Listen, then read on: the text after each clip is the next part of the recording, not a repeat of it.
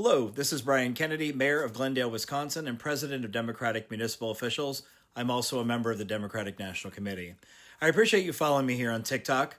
Today is going to be a little bit longer video than I've done in the past. For those that follow me, you know that I write a Substack every day, and I typically do a short TikTok that touches on the high points of my column. I agonized over my Substack column today. I originally had one written that was a continuation from yesterday's column, talking about chaos in our cities and crackdowns by the Trump administration. However, after the assassination of Charlie Kirk, I felt that I needed to address some of the issues around our intense polarization and political violence. Last night I wrote a column, and this morning, after reading Ezra Klein's thoughtful piece in the New York Times, I rewrote my Substack column. It went out a few hours ago. This is my TikTok, where for the first time ever, I'm actually going to read to you my Substack instead of paraphrasing. So here it goes. Today, Ezra Klein wrote a powerful column about the assassination of Charlie Kirk, arguing that what's essential in politics is the debate of ideas. He insists that disagreement should be resolved through public argument, institutions, and policy, not through violence. That is a vital part of our shared political tradition and one we must defend, and I agree with him. But there is a caveat that Ezra's treatment misses.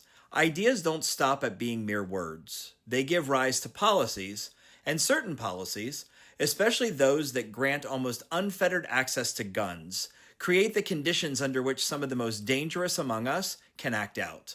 From the killing of Charlie Kirk, to the shooting of former Minnesota House Speaker Melissa Hortman, to the riot at the Capitol on January 6th, and the attempts on Donald Trump's life during the 2024 campaign, bad ideas enshrined in law enable people who want to do bad things to carry them out more easily. Kirk was killed in Orem, Utah, near Provo, an area known to the locals as Happy Valley. He once said, "It's worth to have a cost of, unfortunately, some gun deaths every single year so that we can have the Second Amendment."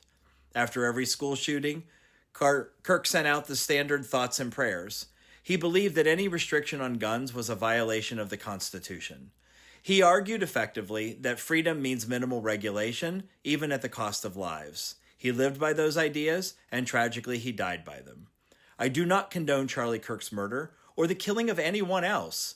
Violence has no legitimate place in politics. We must admit, however, that policies built around absolutist interpretations of the Second Amendment have real consequences. They make it far easier for people with violent impulses, radicalized, unstable, or simply reckless, to find the means to act. And here is where we also have to look in the mirror as a society. We are spending too much time fighting these battles inside political bubbles of our own making. Too many of us now get our politics from social media feeds and partisan news outlets designed to reinforce what we already believe. The algorithm gives us affirmation instead of real information. Instead of wrestling with people who disagree with us at the community center, the union hall, the school board meeting, church bingo, or the neighborhood bar, we argue into the void of the internet, where we are heard only by those who already think like us. There was a time when politics happened face to face, when neighbors gathered at PTA meetings, church socials, and town halls, and whether they agreed or not, they had to look each other in the eye and speak as members of the same community. There was dignity and respect. That practice of dialogue created moderation. You couldn't demonize somebody that you saw every week at church or every week at the bingo hall. But in our age of disconnection, it's all too easy to see the other side not just as opponents, but as enemies. The decline of objective journalism has also deepened this divide. In the past, news outlets often served as shared baselines for fact and event. Today, everything comes with a slant. Our news is more often commentary than reporting, and people naturally gravitate to the voices that confirm what they already think. This endless cycle of affirmation fosters extremism. We no longer argue over what should be done, we argue over what is actually true. And that breakdown in shared reality makes violence more thinkable for the unstable or the radicalized. When someone on the left is a victim, the reaction from many on the right is swift. Blame the victim, assert their politics made them a target, suggest that their ideology somehow made them unsafe. We saw that with Melissa Hortman. Within hours, comment threads and social media posts were filled with insinuations that her policies or beliefs invited the act. No empathy, no immediate concern, just denunciation of the victim. Yet when someone aligned with conservative causes is murdered, like Kirk, There is rarely this reflexive admission that ideology might bear responsibility. Instead, there is outrage from the right. They attacked our own. Free speech under threat. America needs protecting. This is war. The rhetoric focuses on the injustice, the violence, the threat to conservative voices, but not on the consistent policies that made that violence more likely. Ezra Klein is correct that debate of ideas is crucial, but debate alone isn't enough. In a country that grants broad access to guns with no meaningful regulation and with weak enforcement, the stakes of that debate become life or death. You can have robust exchanges in editorials, podcasts, on campuses, but if the policies allow someone to get a gun with no questions asked, then those well-reasoned ideas and debates suddenly exist in the same ecosystem with lethal tools. We are in a moment of moral urgency. The far right controls many levers of government. Their ideas are not fringe anymore. They shape legislation, law enforcement, and cultural norms. They have made gun access near sacred, minimized the danger of extremist rhetoric, and dismissed the harms of inequality and exclusion as political correctness. House Speaker Mike Johnson says that political violence must end. He's absolutely right.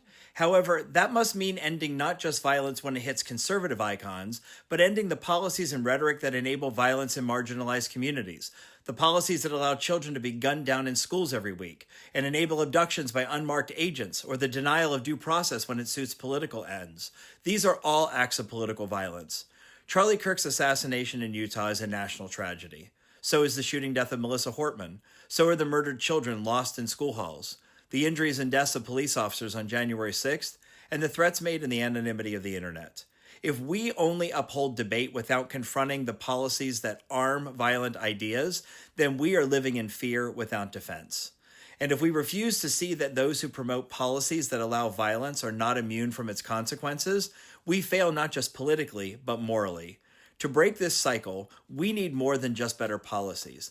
We need to relearn how to live together in community, to engage across lines of difference, and to rebuild institutions of journalism and civic life that help us understand one another.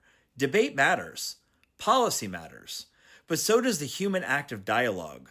We need to recover the habits of dialogue and community that once moderated our politics, that allowed us to live together in community. Only then can we reduce the extremism that turns ideas into weapons and neighbors into enemies.